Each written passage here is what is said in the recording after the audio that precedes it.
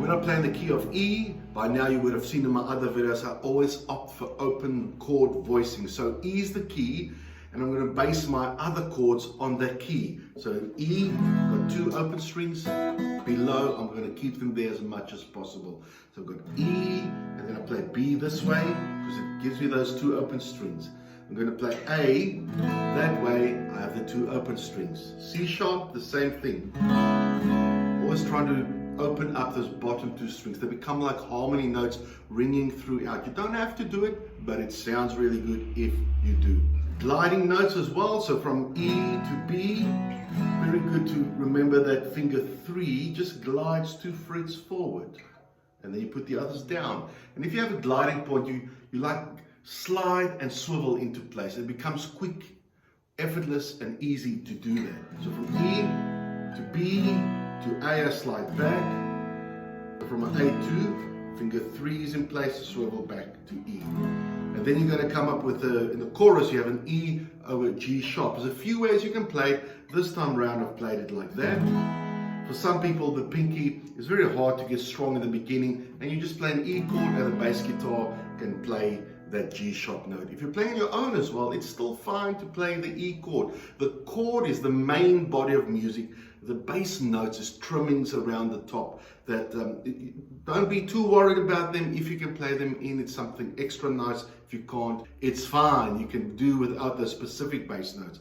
But so I'm going to add it in this way. And then when I get to B over D sharp, I can play it in if I really have to. I'd probably do it like that.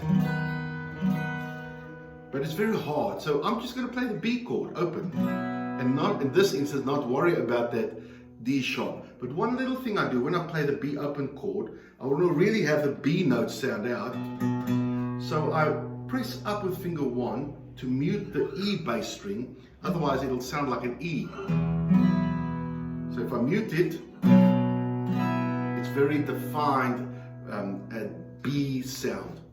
Changing me and changing you. We have come with open hearts.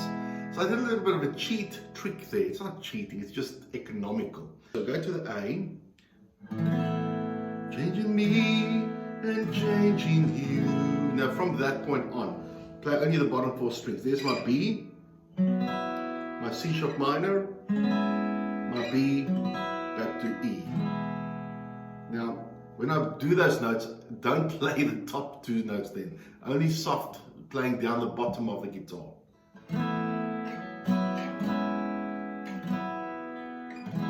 What it was, there's A2, this was my B, I didn't add the finger 1 in there, and there was my C sharp minor open chords, I didn't add finger 1 in there. So it's quite easy to do that.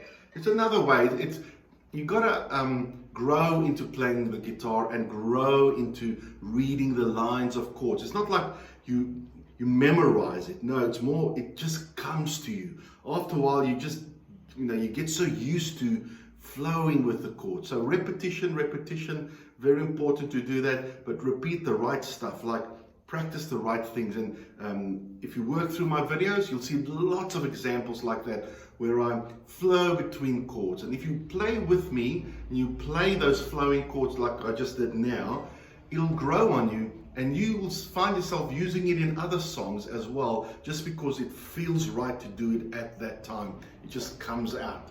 So grow in that sense of playing the guitar.